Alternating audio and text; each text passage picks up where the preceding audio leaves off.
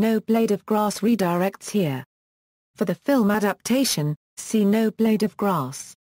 The Death of Grass is a 1956 post-apocalyptic science fiction novel written by the English author Samuel Youde under the pen name John Christopher. It was the first in a series of post-apocalyptic novels written by him, and the plot concerns a virus that kills off all forms of grass.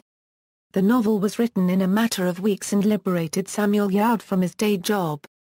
It was retitled No Blade of Grass for the U.S. edition, as supposedly the U.S. publisher thought the original title sounded like something out of a gardening catalogue.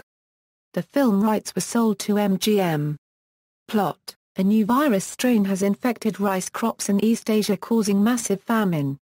Soon a mutation appears which infects the staple crops of West Asia and Europe such as wheat and barley, all of the types of grasses, threatening a famine engulfing the whole of the Old World, while Australasia and the Americas attempt to impose rigorous quarantine to keep the virus out.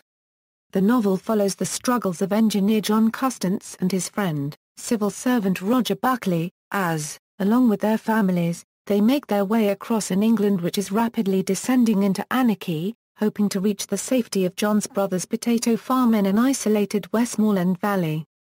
Picking up a traveling companion in a gun shop owner named Piri, they find they must sacrifice many of their morals in order to stay alive. At one point, when their food supply runs out, they kill a family to take their bread. The protagonist justifies this with the belief that it was them or us. By the time they reach the valley, they have accumulated a considerable entourage as a result of their encounters with other groups of survivors along the way.